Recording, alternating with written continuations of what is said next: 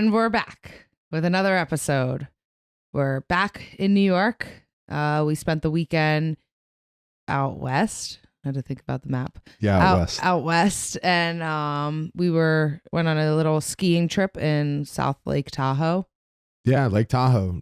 Gorgeous. I didn't Beautiful. know how much of a mountain girl I am. I kind of had a feeling you would be. Really? This whole for months you were prepping and buying outfits and gear and everything you could possibly have.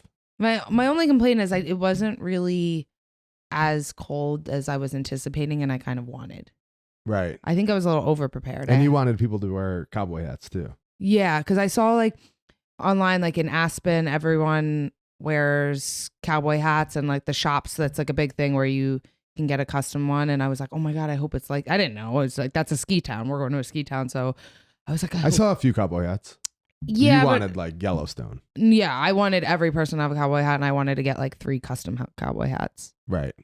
And I didn't get that. We probably could have found it. We didn't try that hard though. No. I mean, I'm not complaining, but that would have made the trip next level. Yeah, but it was great. You really progressed as a skier through the day. Yeah. This was your first time skiing since what, high school? Yeah, in high school, it was in ski club. We used to go once a week. But then since college, I didn't really ski. I haven't skied at all. I think I snowboarded twice, a couple years ago. But yeah, I haven't skied. And everyone was like, oh, it's like riding a bike. You don't forget. And I was like, okay, I hope so, because we're going all the way to California to ski for 2 days. So I hope you know what I mean? I didn't want to spend a whole day learning how to do it. Yeah. So the first day you mostly stayed on you went halfway up the mountain, and there was a basic green trail. Yeah, a lazy mile. Yeah. And then there was one area there where you ski down. It was very, very steep, but then you get another chairlift to go to the top of the mountain, and you were a little nervous for that one. So here's the thing. The first day we were with other people too. So everyone, they're all good. They ski all the time. So when they go down at the bottom of the hill, and I'm like, all right, I just have to get through this little ledge, but everyone's at the bottom. And first of all, some of the people I just met, so I'm not super comfortable around them. And I'm like, all right, I can go down. I just got to go really slow. I went right before you, and I went straight down 100 miles an hour. I think when I was at the top and I watched you, and you just went straight down all the way, and your hands at the poles are sticking straight out. I was like, oh my God. You look like you almost died. So I think that made me nervous. So I didn't fall or anything. So I started going, and I didn't bail, but I just I didn't fall. I bailed. I just sat down, and I was like, some guy's like, do you need help? Do you need help getting up? I'm like, no, I'm just taking these off. So right there, when I saw that happen, I just saw you down. I wasn't sure if you fell or what happened. I assumed you fell. So I was thinking of that movie with Juliette Louis-Dreyfus and Will Ferrell. Mm-hmm. So Elaine from Seinfeld and Will Ferrell. I can't remember what that movie's called. Falling Down, I think. Downhill. Yeah. Oh, I love that movie. She falls, and he didn't go she wanted him to go help her. Yeah, yeah. And then she purposely pretended to fall again, and then he did go up, so he didn't look like a bitch in front of his kids. Yeah. So I was like, do I need to run up this mountain? Because you were at the very top. And I was like, I know she really likes that movie, and she'll think of this maybe. And I was thinking about taking off my shoes and running up the mountain to help you, but then you stumbled your way up, and you went down the other way by yourself. I just start cruising by myself. I didn't think I'd ever see you again after that. That was the first time we split off. Yeah, I was like, okay, I might not see him for an hour, but I knew we would meet up sometime in our lives. Before we went. I knew I had to get back to the Airbnb. But no, but the thing is, people are like, I could challenge myself, but even some of the other girls are like, oh, I could do this one. I just want to challenge myself a little. I was like, I think I've challenged myself physically and mentally enough in the last, because this was 5 days after I fought. I was like, I'm not really in the mindset of challenging myself. I'm in the mindset of having fun, just cruising, and also I don't know. I would rather just go flat and cruise the whole time than go make it difficult. That doesn't it doesn't give me a rush to make it a little difficult and being like, ooh, okay, I made like that. It a little challenging. I get that, but I'm not an athlete either. Mm-hmm. you get enough rushes. Yeah. So I totally get that. Where a normal person, they don't get a rush ever, like an adrenaline rush, really. So the whole time I'm going down, it is kind of nice if Yeah. you're not. It's kind of fun. Yeah. And I get that. I think maybe if I didn't just fight like 5 days before, and I did the whole time I go down, I'm like, if I can't get hurt, if I get hurt skiing like on this fucking lazy mile and I blow my knee out, it's going to be like not good. Right. So, but the next day I was like, oh, I'm going down this little dip and I'm going to go. And I did it. Yeah. But the next day it was just you and me. So I felt like I didn't feel pressure from other people like waiting for me at the bottom to go. When it was just you and me, we were like, we're closer to you're obviously better than me, but we're close to the same level. So I just felt like, I could take my time and be in my own zone. It's crazy how much better you get after one day. Yes. Like, it's nuts. Like, if you do one day of jujitsu, the next day you're just as bad as you were the first day. But skiing, if you do one day, the next day you're like a average skier. You see like the reward. It's crazy. Pretty quick, which is motivating to keep doing it. But yeah. That's why the Winter Olympics is kind of a joke. You just have to do it a lot. Yeah. Almost anyone could be good, right? Every time jujitsu to be good, you'd have to do it every day for like 10 years. And you still might not be good. Yeah. Yeah. That doesn't mean you're going to be like good. Right. Yeah. But for, a bill like skiing, there's like old people or like, right. It's people, almost like bowling. If you do it enough, you'll be like the right. best. Every time I was going down the hill and I would like see like a little twig on the thing, I was thinking of like, I can't hit that in my binding. I was thinking of the movie Molly's Game. Molly's Game. I love that movie. Yeah. And I was like, the whole time I was like pretending like I was her. And I'm like, if I hit that bridge, my binding's going to get. Just because you're going so fast. I was going so fast. Yeah. I kept thinking about that. But it was super fun.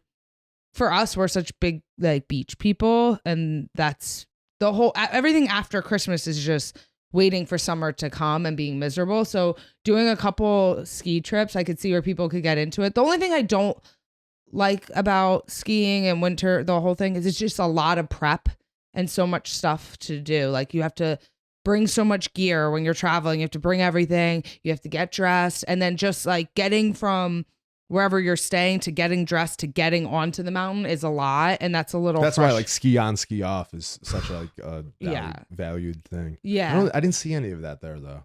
Yeah. Maybe it was just like where we were, right. But it was fun. Like watching you ski is the most entertaining thing to me. Why? I don't know. I just think like you just don't really like look like a skier. I don't know. Well, what do you mean? Just when I see you skiing and like you. Does I look funny? Kind of, yeah. Why? I don't know what, but when I watch you ski, like I can't stop laughing. But why? I have no idea.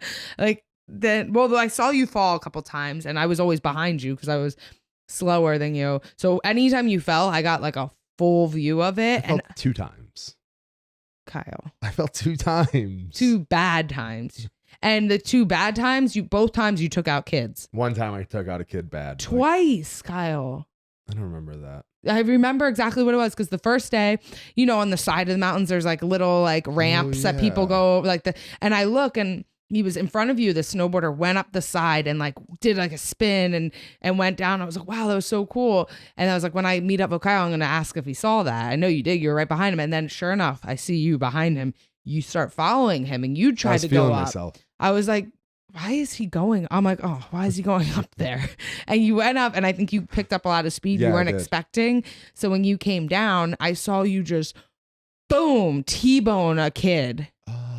You remember that? A little, yeah. I was like, oh my God. I just saw the kid go down and your leg like in the air with the ski on. Yeah. Why did it? Yeah, of course. That was bad. You said you thought you broke your leg. Right. Yeah.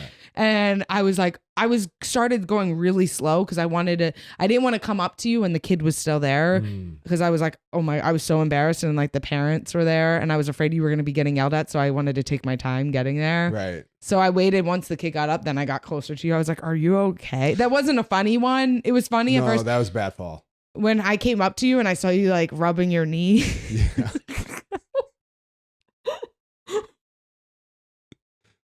I saw you rubbing your knee and I knew it was not good, but I was like, this isn't funny. This is serious. I was like, are you okay? Because my knees are like the only thing on my body that doesn't hurt. So if I could start getting a bad knee, that would really suck. 'Cause Yeah. I have good knees, Yeah. but it's fine now. But you were rubbing it for a while. Yeah. And then you said your shoulder. My shoulder always hurts, but yeah, it made it hurt Did a you, little worse. what did you think when you fell though? I thought I broke my leg. You were like, that's it? Yeah. But that wasn't my worst fall. My worst fall was the very last run of the trip. I was going down. It was a very hard part. You didn't even do it. But it was like a shortcut, went straight down. Oh, I saw that. I didn't do it because I saw you fall. So steep, so sharp. Mm-hmm. And I felt like right away. I was going really fast and I cut it back and I just fell. Yeah. And I started sliding down the mountain, like on my stomach. I was like upside down, like on my side. And I looked in front of me and there was like a little kid going back and forth. And I was like, oh my God, I'm going to kill this kid. And I was like, look out, or yelled something while I was sliding. I couldn't stop. And it was like a little girl and she like moved a little bit and I just barely clipped her and she fell. And then she apologized to me. She's like, I'm sorry. I was like, no, that's not your fault. I saw you Then fall. I got down. I made it down the hill. No problem. I crushed it the rest of the way. Yeah. I mean, there was like not that much further. There was much further. But the thing I think is funny is like, I asked, this is the best part. Like later, I think it was yesterday, I asked you, I was like, you don't like get embarrassed at all when you fall, right? Not 1 second are you embarrassed? No. Not 1 second. No, because I'm trying to like do good, you know? I could go like pizza pie all the way down and never fall, but I'm trying to like do stuff like a little bit, you know? Yeah. So you're going to fall. I've done it like 5 times in my life. But the thing is, I think falling on skis, to me, it's just so hard to fall. Like snowboarding, you just sit back on your butt. Like it's like hurts your butt more, but like skiing, I'm like, I'm afraid to do something because I'm afraid to fall because I feel like every time you fall, the skis get tangled. You feel like it's easier to hurt your knees skiing than it is snowboarding. Yeah. But it was a lot of fun. Then the cool thing is when you on a ski trip, like the resort ends at 4:00. Mm-hmm. So the ski ends at 4:00. So then you have like the rest of the day. But it's just the interesting dynamic of people we were with. It was like all my friends and their wives who you didn't know. Mm-hmm. And they were all like partying, drinking quite a bit, wasted, especially the girls. Mm-hmm. And they were really unhappy that you were not drinking. Yeah. They were like really peer pressuring you. Yeah, like I could tell it almost felt like they were like annoyed. They're like, well, why don't you drink? I'm like, I am drinking. I had remember the one point I was like, what do you mean? I was like, I am drinking. I had like a spiked hot chocolate at the, I was like, I had a drink when we were skiing. They had like the alcoholic hot chocolate. And then I'm like, right before we left at dinner, I'm like, I had like 2 glasses of wine. It's not like I wasn't drinking. Right. I feel like if you don't drink, like at this age, people are like, are you pregnant? I'm like, no, like I'm smoking weed. Like I'm not, like you saw that, and the thing is like, they're like, so you're just not into drinking? I'm like, no, I am. I drank every day. If we were here, I had a drink. And also I was like, I'm like taking edibles. So I was like, I'm not like sober by any means. No. I'm not sober. I was like, I don't know. But the next day you felt fine, got up, no problem, skied. But if you drink, people were like, lost a day of skiing. Yeah. I was like, yeah, to me, I'm like, I don't know. I can't like pound. I mean, listen, when I was younger, every time I drank, I like would drink till you pretty much like black out. That's like what you do when you're in college. But like, I don't know. I can't really like, and sometimes I'll like get drunk. I'm not like, I don't judge people that do that but I'm just like, I can't do that physically. The next day, it's just like, I don't feel good. And when I can like smoke a little bit of weed, have like a couple drinks, and I feel I'm having such a good time, but I can wake up at like early in the morning and be ready to go and ski all day. Right. Like the next day, everyone was like so hungover that they wasted a whole day. We're traveling from New York. Nothing worse than wasting a day hungover. Like that's something I said I'm never going to have happen to me again, and I never will. Yeah. I think if you travel from New York to California and you're there for basically 2 full days, you can't waste a day. Not waste a day hungover. Yeah. I just don't like, but people don't understand that. I'm like, I think I figured out this, like the past like 2 years, that's what I've been doing. If I'm going out and like everyone's like partying and drinking, take like a small edible and like 2 drinks, and I'm like, feel really good. But then I go to sleep early, and then the next morning I sleep great. The next morning I feel great. I can like have conversations with people. When I see people that are like really wasted and like can't have conversations I'm like, oh, that kind of makes me not want to get like that. Right. Yeah. I don't judge people that do that. Like most of my friends drink all the time, and I did for years, but I just I don't know. I don't want to get like that. And then the next day when everyone's telling me stuff, I'm like, yeah, I know. We talked about this like 100 times last night, you know? Like I'm always like, I don't care, but I would be like embarrassed if I was like that, you know? I get it. But I just think I feel great, and I'm definitely not sober, definitely messed up, but No, you're usually not sober. No. But yeah, so amazing ski trip weekend, great seeing old friends, but the fights, it was a good card. Really good card. There were some fights that jumped out that were better than like you expected, because there wasn't like a star-studded undercard, but there were some really good fights. I thought one of the like the best performances of the night was very early on the card. One of our friends, Matt Frivola, he just came out just fired up. You could tell he wanted to like finish, get an early finish. But the guy he was fighting was 10-0. He had like I think 10 finishes, maybe all knockouts. But Frivola just went out and attacked him, landed some big shots, and he dropped him I think 4 times so many in the first round. Then he ended up, the guy kept coming back and was like throwing. So it was like one of the type of things where it's like such a heated exchange that you're like, there is like, oh, what if he gets clipped? But he just stood right in front of him and just threw some vicious strikes. Then eventually got on top of him. His jiu-jitsu is obviously really good. He had the mount, the back. At the back, flattened him out, and then just, unloaded on him. But that was an amazing win. It was really exciting to see him do good. He's like such like a high energy, good guy, like happy. He's all like the time. always seems like he's in like a best mood. Like anytime he's in the gym, I feel like every time I walk into the gym, he's there with gloves on, jumping up and down, like shadow boxing. And every person that comes in, he's just like big smile. Hey, what's going on? What's going on? Yeah, he is just such a nice guy. Yeah. So I'm really, really happy to see him do well. And I think that was like the last fight on his contract. So I think so. I mean, that you couldn't ask for a better performance if that's your last fight. I don't think he got a bonus, but no, but it was close. Definitely could have. He might, and he might later on. Yeah, sometimes they'll kick him something. Yeah. But that was as good a performance as you could really do, especially the last fight of your contract. So hopefully he gets, re-signed or ends up somewhere, and makes a lot of money. Like he just, I know that the guy who won the PFL at lightweight, I forgot his name off the top of my head, but Frivola had beaten him earlier in his career. Yeah. So he might think, oh, maybe I'll go in there. The champion of the PFL I already made beat millions him. of dollars and I beat him. So there's an option, but I would bet that the UFC will retain him because he does do exciting fights. Yeah. Then there was that Giles and Marai. Marai from Mexico. Also, there's a few Mexican fighters on this card. But Giles, I think this is his first fight at 170. He dropped down, but he came out like really hard. He landed some really good shots at the beginning, and then it was odd. He like clinched him up. Took him down. He almost had a choke, but then he got reversed.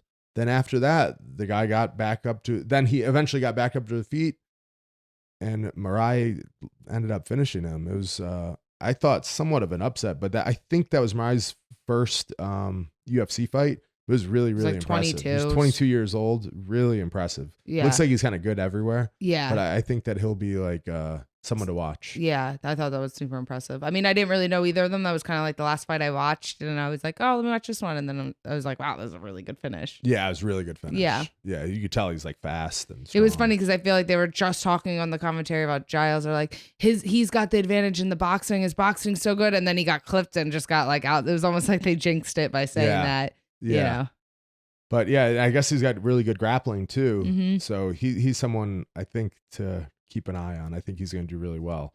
The next one was Stamen and Saeed Nurmagomedov, no relation to Khabib, but that was like crazy. Yeah.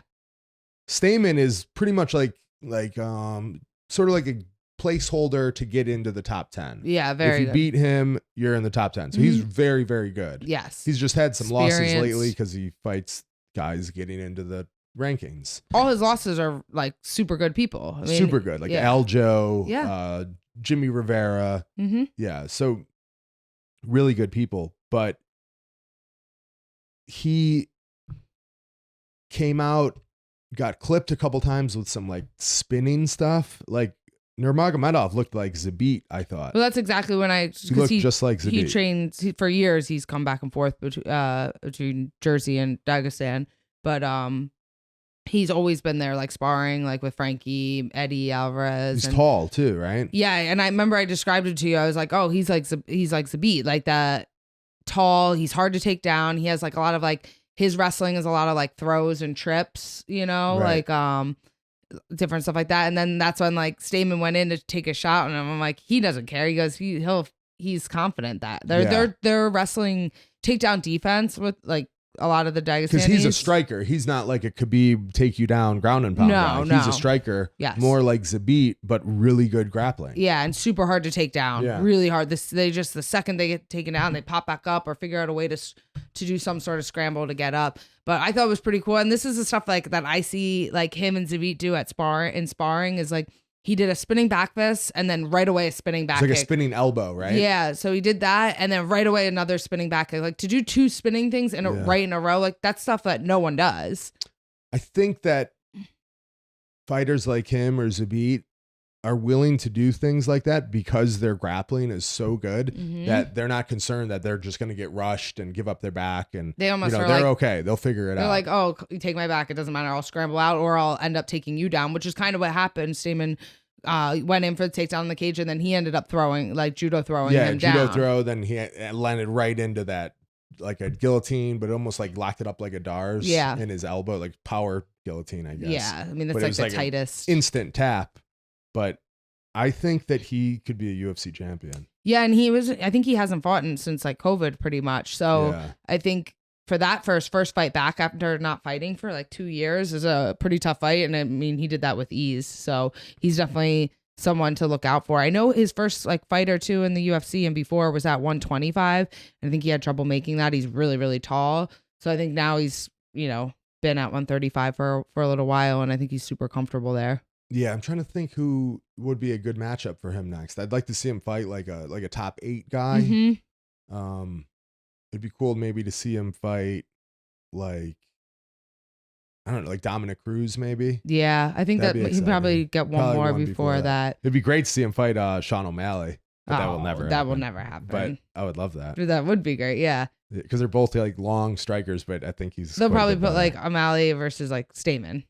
Probably. I could see that happening. Maybe not. Stamen's a good wrestler. Yeah, that's true. That's a hard fight. Yeah. I mean, at this point for O'Malley, any fight that he's going to get is going to be hard. He had 2. But you could get more like a striker type, Yeah, that's or like true. a jiu-jitsu guy that's like not a good takedown guy, but dangerous on the ground. Right. But yeah, I think that Nurmagomedov could be a UFC champion for sure. Yeah. Like there's definitely hard fights, obviously. That's, I think, the toughest division. But I mean, it looks like he's pretty tough to beat. Right. Hopefully he stays a little more active. Sometimes it seems like the Russians like go slow for chunks of, like even Khabib at the beginning of his career, he was like hurt his back and his knee. He had only like a couple fights for a few year span. Zabit too. Zabit is the same way. Yeah, they only and then I think a lot of them don't fight when it's Ramadan. That takes a big time out of the year. And I think a lot of them like don't cut weight very super smart, so they can't take fights short notice. And I think when they like, it's like takes a lot out of them. They, for whatever reason, or I don't know if it's like the way they train, they have injuries or what it is, but they just don't seem like they're as active as other fighters. But this is good. If you fight in January, I always think that's a good thing, because now he could fight in July on a big card, and then again in November, December. There's a lot. Yeah. And if he goes 3-0 in 2022, then he's in. If he won his next 2 fights, he'd be in a position for a title shot. I agree, especially with performance like that. Yeah. Oh, you know who we should fight? Sanhagen. Wow, that would be a really good fight. That would fight. be an amazing fight. That would be good, especially because Sanhagen's kind of recently just fought all the guys in the top. Everyone top. Yeah, he's already fought them all recently. So that's who he should fight. I would. That would be a really, really fun fight. It'd be an amazing fight. They're similar. Yeah, long, good at everything. Yeah, they're very similar. I think if I'm a matchmaker, that's the fight to make, and I could see it happening. Yeah, I could see that because Sanhagen's now, even though they're the very, very top, but he's lost like 2 in a row, right? Yeah. He lost to Dillashaw, then Jan. So, it's a super hard fight, but I'd love to see it. That's a really good That could fight. be a main event. Yeah. Then we had your boy Pereira and Filo. Yeah. Yeah. That fight was a lot closer than I thought it was going to be. It was a scrap. Of course. That first round, I was like, oh, Pereira's going to lose. Yeah, that guy had clean boxing, but he like stalked him down. And like you always say this, how difficult it is. Everyone's like, oh, you just have to put pressure on someone like that. But to be that close to someone, to right in their face. When you know they're just, especially him, he explodes forward. Like, you got to pressure forward so he can't do all his kicks. And you got to keep him on his heels. But he might just jump. He'll jump knee in the air and then you get caught. So it's like, yeah, you know, it's a lot easier said because even in the first round, he was pressuring forward. So it's easy to be like, just keep doing that. But, you know, it's a lot easier said than done. It's definitely easier said than done. But the first round, I had him losing just because that guy had like really clean boxing. He was like just ones and twos, basically straight punches, but he was landing a lot. Yeah. So I had him losing the first round. Then the second round, he really got more of like that plum and landed a lot of his knee. You like when I say plum, don't you? That's my Muay Thai background. Oh my God. So he had the Thai plum, but he landed a lot of the big knees to the body, hurt him to the body. And then I think he started fatiguing a little bit. And the third round, it was close too. It was close too. And that guy took the fight on like a week's notice. Yeah. That was his UFC debut. I mean, it'd be interesting to see that fight if that guy would have had a full camp. Yeah. The only thing is, and even the announcers kept saying this, was he was basically just boxing. You could tell that guy had really good boxing, but he didn't like threaten takedowns. He didn't throw any kicks. I think to beat someone who's as active as Pereira's, you have especially to have at that level, either really, really good like cage control where you could press them against the cage, or you have to, you know, match that output. Right. You know, so just with boxing, it's going to be tough to win. But he almost did. I think that guy will be pretty good. Yeah, I mean, his stock definitely went up. He was that was a really good debut. Yeah, it was. He trains with Henry Hoof. I bet he's going to be pretty decent. Good. Yeah, because that's a tough UFC debut. Yeah. Yeah. Then we got to the championship fights. Brandon Moreno, Davidson Figueiredo.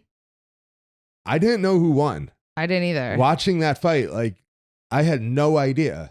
I thought it was like so close. And the thing is too, they're both so fast that sometimes in the exchange, and I always think this with like the flyweights and bantamweight guys, they're so fast that when they both are in an exchange, I'm like, oh my God. I'm like, wait, I don't know if all of those punches landed or none of them landed. They go so fast and, you know, so much back and forth that sometimes it's hard to even see what's really landing and what's not. Right. I had no idea who won. It was so exciting, and they're both just so good. They're so good at grappling, kicks, punches, everything. Their output was insane. And right when they were showing them like bouncing up and down before the final round, I was like, they looked fine. They looked like they were ready for round one. And the output that they were putting was insane. So that's crazy. Yeah. Figueiredo was hitting more leg kicks. I think probably the leg kicks is what won it for him. And then I thought the third round, he dropped him. I thought he lost most of that round. Then he dropped him the last like 8 seconds. And I'm not sure if that swayed the judges and made him win that. Yeah. Because I had him losing that round for sure. There was then round 4, he definitely won. But I think 1 and 2 were split. I don't know the exact breakdown, but I think that drop at the end of the third probably won him the fight. Yeah, because it was like he dropped him at the very end, but he was losing the whole thing. And I was like, I don't know. It's one of those things you're like, because he dropped him in the last 8 seconds, does that make up for the whole rest of the round? I don't know how that works. And there's no way to answer that question. It's all just based on who's judging him, what they think. Right. But yeah, it's pretty tough. It's just tough when it's so close. And 5 rounds, I always feel like maybe the judges get a little like not fatigued, because I know I do when I'm watching a 5-round fight. You're like, wait, who won? What round was that? The rounds start to like. Well, they do score round by round. Yeah. Yeah. I know. Yeah, I guess what you're saying. Right after the round, they score it. But yeah, I don't know. I kind of thought Moreno won the fight, but I wouldn't say that. It was super close. I wasn't sure, but I was kind of giving in that favor. But I also might be biased because I I don't know. I like both of them, but like I like both Moreno, of them. like I just think I'm like, whenever I look at him, I'm like, he's so cute. Yeah. Like, don't you think of him as like a he's cute, really good. like just like the way he talks, even his post fight interview, everything is like so cute. Nice. Seems I'm like a always nice like, guy. oh, he's so cute. Like, But yeah, Figueiredo, he fought hard. Like you could tell he loves fighting. He was smiling and welcoming everything. both of them, yeah. He did a lot more wrestling, I think, than he usually does. He tried like an inside trip one time. Like that's something that Henry Cejudo probably worked with him. But you saw Henry was his coach. Like he was the main guy in the corner. He kept doing that snatch single leg. I don't know why he was letting go of the leg. So many times I'm like, oh my God, he got that leg so easily, would have the single leg all the way up and then he would just let it go. And I'm like, does he not realize like how easy he's getting it? Or I don't know. Moreno's maybe he's like really tricky to finish single legs on, super good balance or strong or something. Cause he didn't look comfortable. He'd get to the leg, like beautiful level change. And then he kind of would push him away. But I think all those attempts though, kept Moreno sort of like at bay. Yeah, because then he could fake the shot and then go land big right hands. But it's funny because like there's not many fights where you want to see 4 fights in a row. This one, everyone's there like, has to be there has to be. You know, even if there wasn't that draw or if it was like 2-1, like you'd still want to see another right. one. But 1-1-1, there has to be. Right. Yeah, it's pretty cool though to see that he was already a UFC champion, but he was like, I got to get better. And then he teamed up with Henry and looks like he got better because their second fight was not close. No. He got killed. But yeah, Henry seems like he's attracting some like already great fighters. Like now John Jones is out there with him. Oh, yeah. And Wei Lee. Yeah, Wei Lee. It's interesting that, he might, end up in because I think I don't know legit coach. I don't know if we talked about it on our breakdown or not. I think you said, "Oh, well, he's been working with Henry Cejudo," and I was like, "Well, you don't know. Just because you work with someone for one camp, you don't really, you know what I mean? Like necessarily see that much of a difference. You could take like,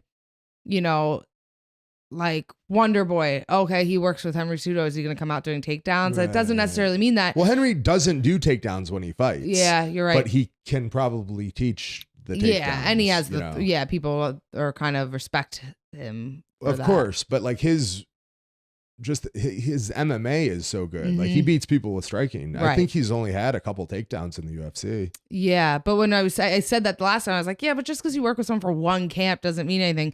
But for this case, I mean, I think it helped. I think it was substantial. Yeah, exactly. So for this case, I think that really did help him. Yeah, and maybe like just having someone of like Henry's like pedigree in your corner maybe gave him some confidence. Yeah, I'm sure they drilled together. I don't know if they sparred, but they probably like drilled together a lot. Maybe he didn't have like other training partners before. It could be a lot of things. Or maybe, like you said, just the confidence of having him there. Someone else that's done it and been in that situation so recently, that could have. And it looked like Henry looked so happy for him. They were like really celebrating and they lifted him up. It was kind of nice to see. Then the main event, Ngannou and Gane. What did you think of the scoring? Oh, who'd you think won?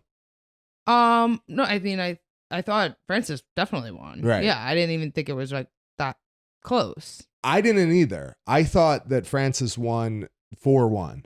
Yes. 4 rounds to 1. I thought maybe he lost the first round. Everything else I had him winning. But on the judges' scorecard, 2 of the judges was 47-48.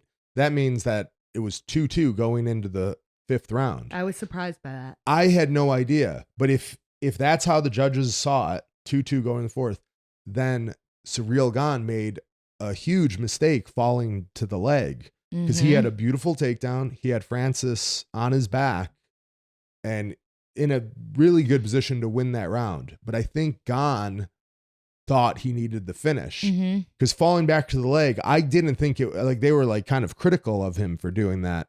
Like DC and Rogan were saying that was a big mistake to go give up top position to fall for the leg. But at the time I was thinking he's getting beat so bad. He's so far behind on the scorecard he needs a finish. And that was the closest he came to finishing it. He had a heel hook locked up. Yeah, it was clear that he wasn't going to, I mean, listen, heavyweights always have the chance, but he wasn't really landing shots. So I'm sure his confidence in him finishing him striking was not there. So when that happened in the 5th round, took him down, was in top position, and it was kind of like early on in the round. He fell back for a leg lock, and the commentators were like, that was a big mistake. Why did he do that? And I was like, well, he's losing anyway. But they must have scored it 2-2 going in, and that was a must-win round, where I had him so far behind that I was like, well, it's either that or, you know what I mean? Yeah, that's what I was thinking. I'm like, I was like, I didn't even think that it could possibly be 2-2. So I was like, what do you mean? I'm like, that's the only way. That's the closest he came to finishing him. And he kind of did it twice. He got a bite on it twice. And I was like, that's and he's obviously finished fights like that before. So I'm like, that's the closest either of them have gotten to finishing the fight. I'm like, I think that's the smart thing to do. And then if you're down 3 or 4 rounds to 0, then you have to do that. Right. But if it's 2-2, then it really, as it turns out, that really did cost him the fight. That did, yeah. He would have won the fight if he won that round. Yeah. Which I didn't have it like that. And I think maybe he didn't either, because that's probably why he went for it, right. you know? It was just interesting because, like, usually the number, like, unanimous decision or split decision, but when you listen to the numbers, well, no, that's what it was, 47-48. Mm-hmm. 2 of the judges. One judge had it 46-49. So, you know. I think Gon kind of has, like, had the same style. Not, okay, people are going to be like, no, he didn't. But, like, the same type of movement and a little bit of a style as Pereira, where staying back against the cage, moving around, and Francis just kind of walked him down. The reason why I think that it worked better for Pereira is he moved and punches as he moves, where I think Ciryl Gane wasn't as active. So he was standing in like that, you see the black square, the black circle that around the border, the perimeter. Yeah. There's like that little, that's always like, he was hanging out there too much. And so once Francis just kind of like stepped forward, then he kind of took away his kicks. Like the one round where I think he did one, I don't know if it was the first or the second, he was throwing all the side kicks. Right, I think maybe that was the first or second round. All right. There, he was inside of the middle of the cage, and he had that distance. He wasn't getting pushed back, and he was able to just throw the side kicks, kind of like point spar him. Right. Get through the inside kicks. But when he's hanging out on too much on the fence, it's hard to do those kicks because then your weight is going backwards. So if you throw the kicks, the person just has to like eat a kick and land a right hand, and you're against the cage. And that's kind of what happened with him. He was just hanging out on the edge too much, I think. And, Francis pressure. And I mean, Francis, like his wrestling and grappling looked really good. I mean, I thought his wrestling and grappling looked amazing. He Even was after doing the technical takedowns, stuff. He was passing guard and he was trying to put the hooks in, take the back.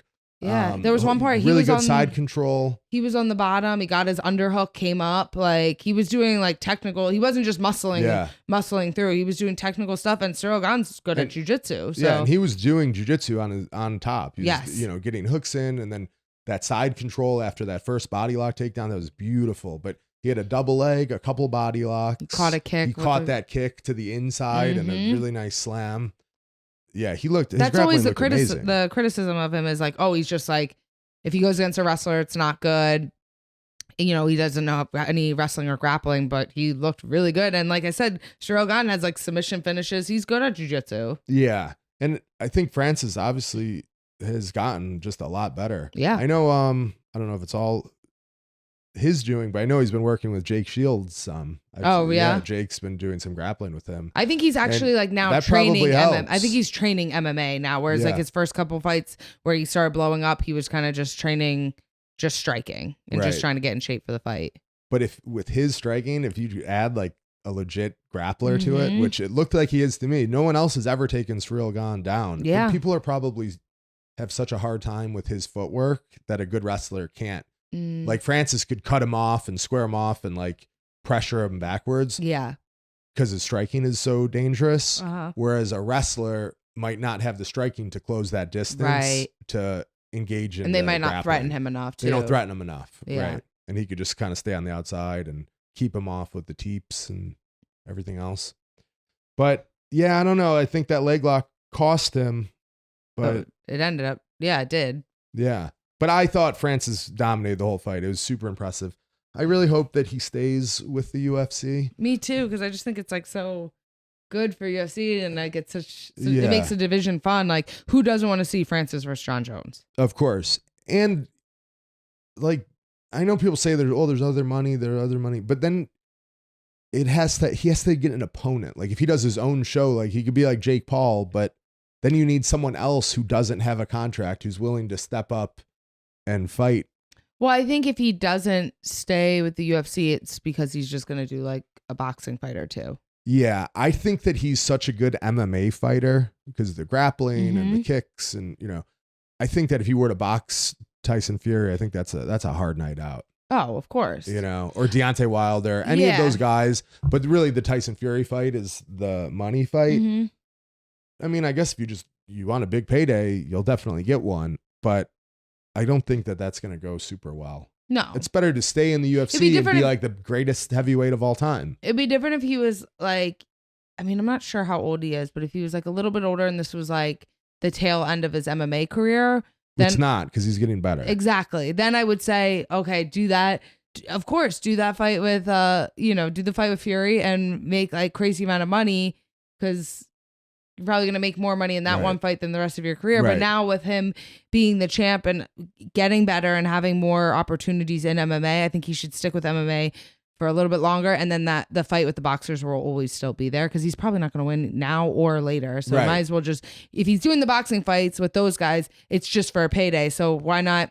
Why not do the MMA first and then do that right before you're sent off? Because you don't have to be in the prime of your career to do a fight that you're probably going to lose anyway. Yes. So you shouldn't give up these years for in the UFC. Right. Like I would love to see him fight John Jones. Yeah. I mean, so amazing. Yeah. I couldn't imagine like a more exciting fight to be excited about. Exactly. John Jones' return.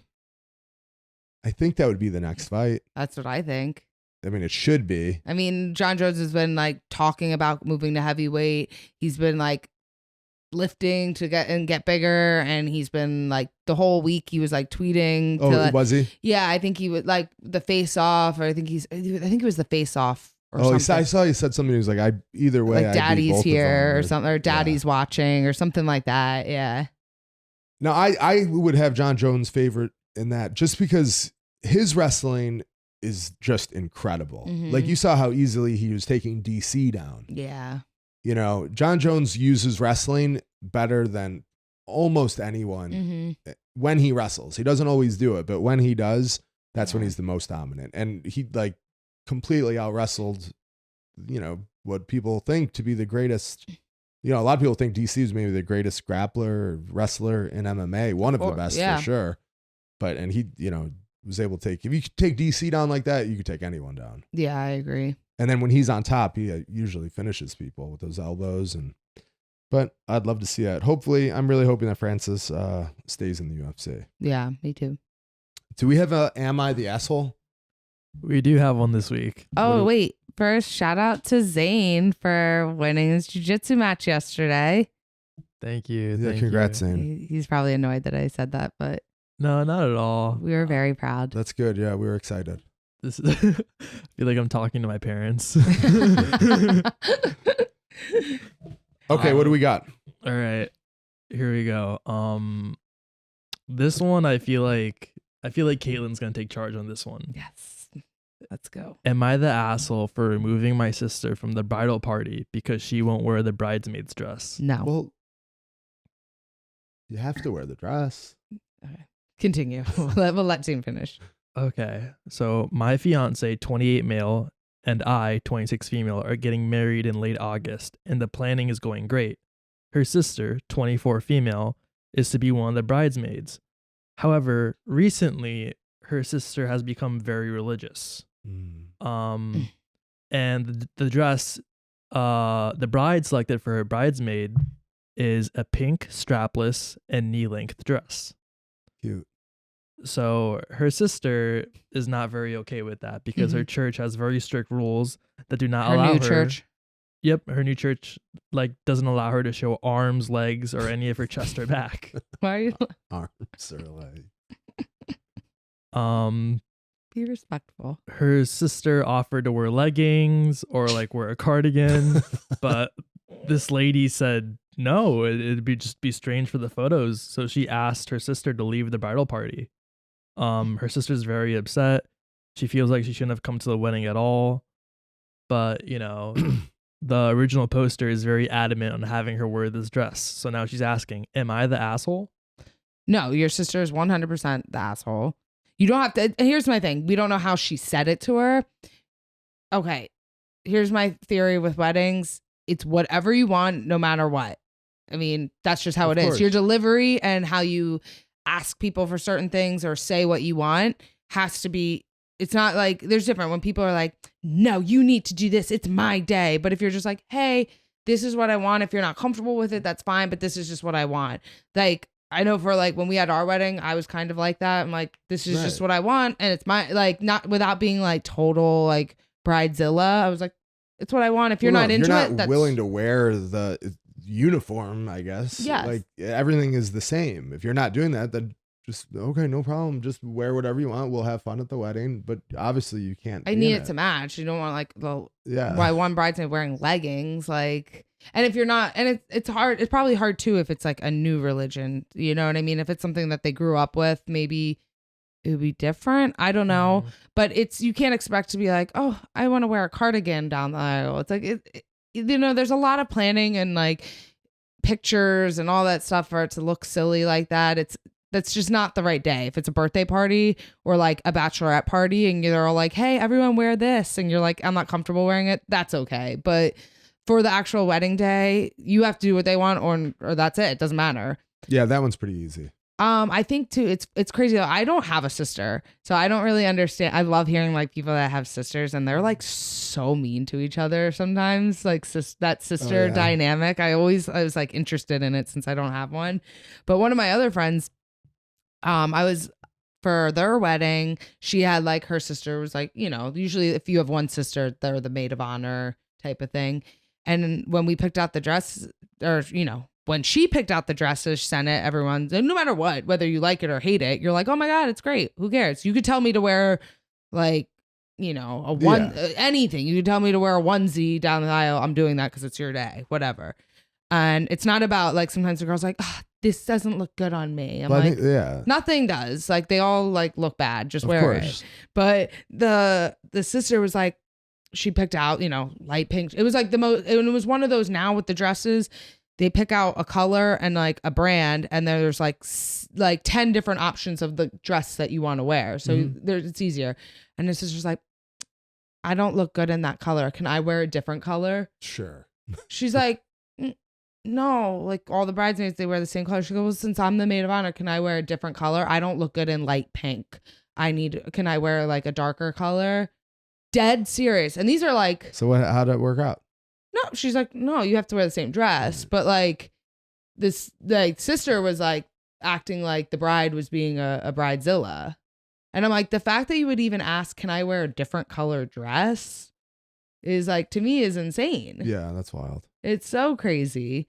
But no, the sister is trying to make it about her, and it's not about her. She needs to sit back. Fuck that. That's sister. funny you say that, because there's a lot of people in this thread saying that the bride is the asshole. Really? Because they have to respect her religion? Well, because they feel bad saying it because they're like, oh, it's her religion. All right, it's a new religion. But there's nothing wrong with it. You just can't, wear whatever you want. Yeah. But you can't wear it in the picture as a uniform. Yes. Right? Yeah. You can wear whatever you want, go to the wedding. It's like, obviously you're not comfortable with it. So it's. Someone even said that the bride knew that her sister was already in a new religion before the wedding. So this is probably her way of just trying to take her sister out of the wedding and get sympathy. Well, very few people would want like the dress to not be able to cover your show your arms or legs or neck or back. It'd be hard to go to, I mean. They want everyone to wear like a smock. Yeah. It's different if it's like, if you're like I'm sure if your whole family was like Muslim and you're used to, is Muslim where they wear they only show their eyes? Zane? That's a burqa.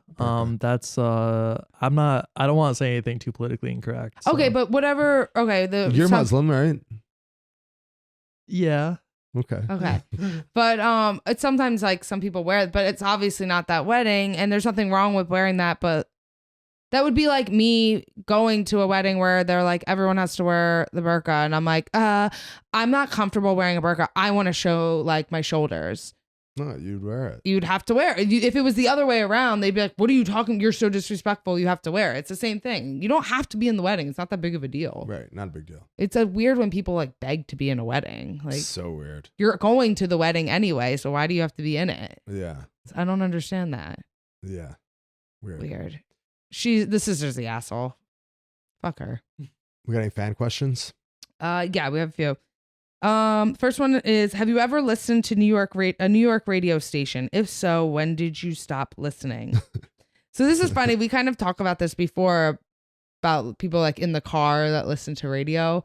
I don't think you've ever do, but sometimes when I get in my car, I turn it on, the radio comes on, and I know for me, I cannot stand the morning radio is different too than the afternoon. That's more talking. Mm-hmm. Sometimes I'll just have it on. I'll start driving. I didn't like put my phone, start playing music on my phone.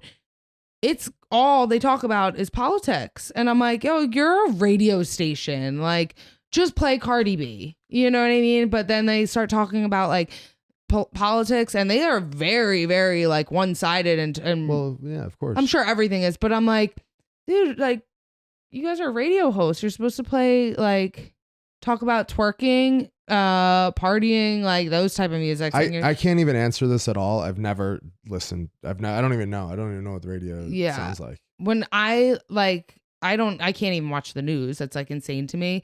But sometimes when I've turned on, and this is in New York, when I've turned on like some like the most popular like radio stations, and I hear them talking, it's like the only thing that like gets me fired up. I was like, oh my God, like how are these people? It's the same as like if I was on here telling you like, oh, well, if you think this, that's ridiculous. Like, I'm a fighter. Like, well, no one's listening to me for my political advice or my opinion, And it's kind of the same when I listen to the radio. I'm like, I can't believe that these people are actually like talking about politics and so opinionated with that. I'm like, aren't you just supposed to play like music?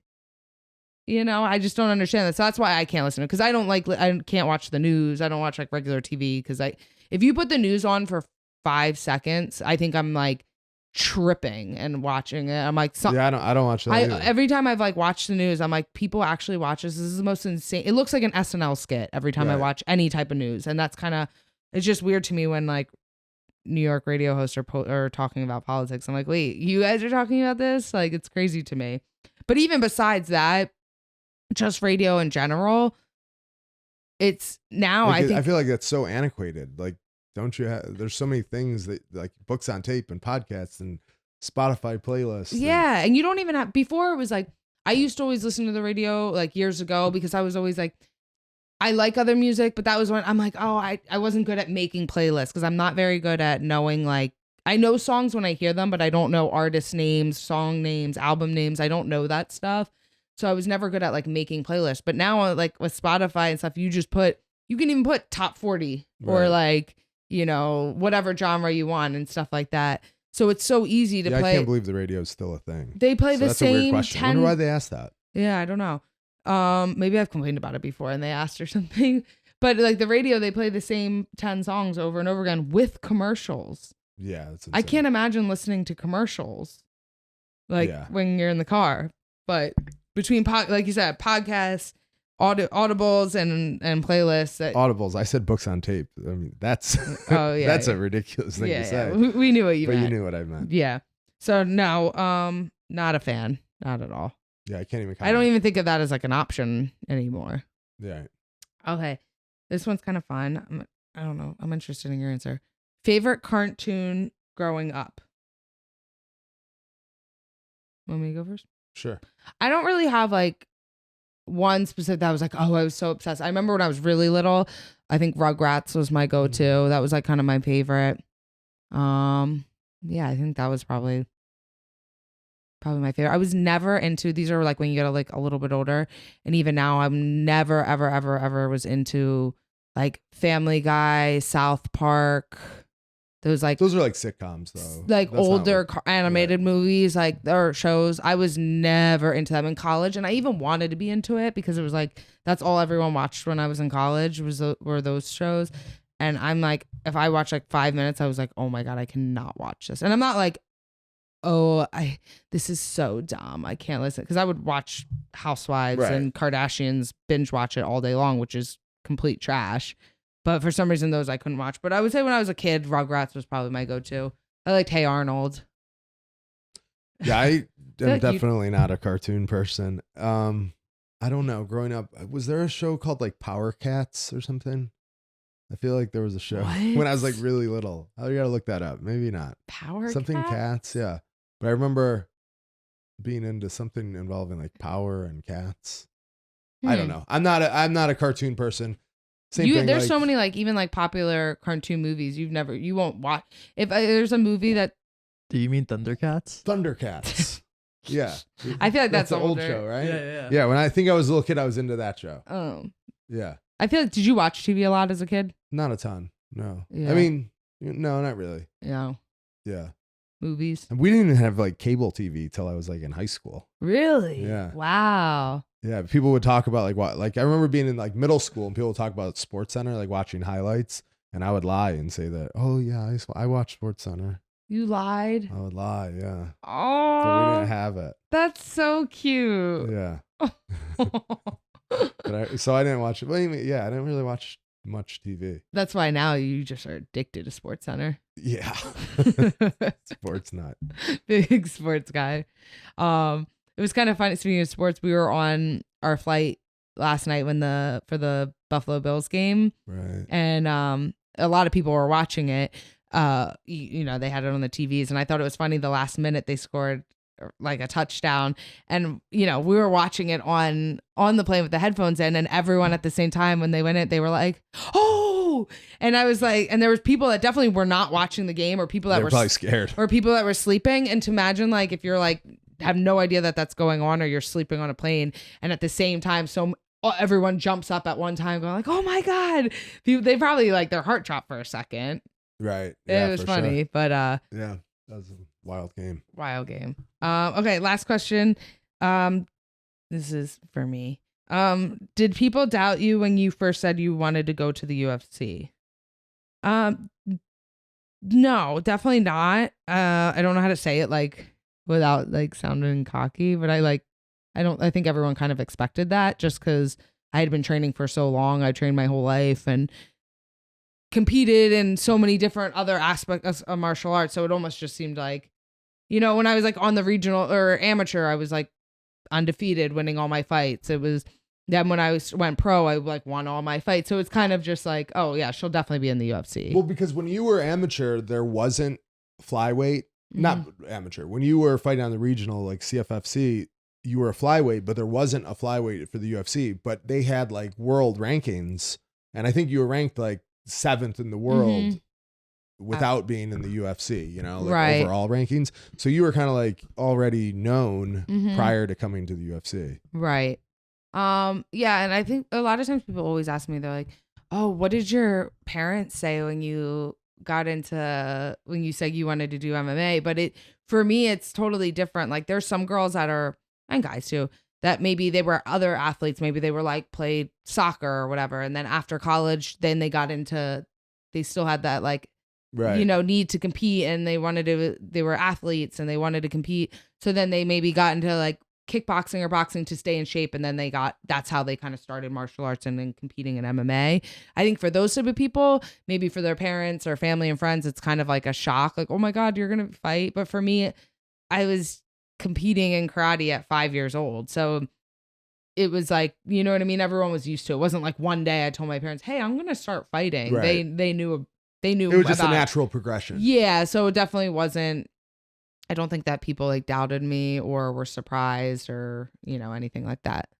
Yeah. One thing with you that, I mean, over the years, I've, just seen it happen so many times is that you always just believe things are going to work out. So I'm sure there was never a point in your life where like, well, I might not make it to the UFC. Oh, like, no. You always are like, it's like you could see into the future or something. You always just know something's going to work out. Yeah. Like in our personal lives, everything. It just feels like you have like some like special power to think that everything or to see everything working out. And it seems I just feel like there's certain, like that. Yeah, there's certain things that I'm like, oh, I just know it's gonna happen. And like, And you always say you're like an optimist. yeah, I guess. Yeah, I think I'm like a real pessimist. Yeah, you know when they say like opposites attract, Yeah. that's definitely the key in our relationship. Like with that type of stuff, like staying positive, look like optimist or whatever that word is. Like that's me, and you're the complete opposite. Well, but I'm not. I think I'm very happy. Yeah, But like if things could go one way or the other, I always kind of feel that they're gonna go the other. I think for you, you might not necessarily think that, but you tell yourself that, so you're not surprised if it doesn't work out. Yeah, I think but for you are a professional optimist, and like the power of like just belief, I think, is a real thing with you. yeah, I think that's like, I don't know why, but I think that's like one of like the best things about like my personality for Definitely. me personally is that I'm just a positive person. But then Right. there are some things that I'm not. Like but you don't stress about anything. I mean, like stress, but I don't know what, like, you know, when people are like, oh, I've been so stressed about this for the last month or two. I haven't been able to eat, or I haven't been able to like stay on my routine because I've just been so stressed. I'm like, I can't imagine ever being like stressed to the point where you're thinking about it all day long. Yeah. And maybe I'm super lucky with that I haven't faced anything that's Yeah. been stressful, but I don't know. I just think like even if something's stressful, it's like, well, what are you gonna do? Just figure it out and move on. Like try to Yeah. like if it's stressful, I honestly try just to not think about it, and I think I'm pretty good at that. You are definitely. But But- yeah, I'm sure nobody shook you if they didn't believe in you. Yeah, definitely not. I'd be Yeah. like, what do you know? You're a loser. So yeah, so that's that. Next week we're gonna have a guest on. Stay I think we've tuned. said that, but next week we're definitely gonna have a guest on. It'll be fun. Let's go. Yeah. Make sure you subscribe and follow us on the Burning the Boats Instagram. I think the Burning Boats Instagram is legit. Zane's been crushing our clips. Clip master. Amazing. I do what I can. Really, really good. All right. Thanks for listening. Bye-bye.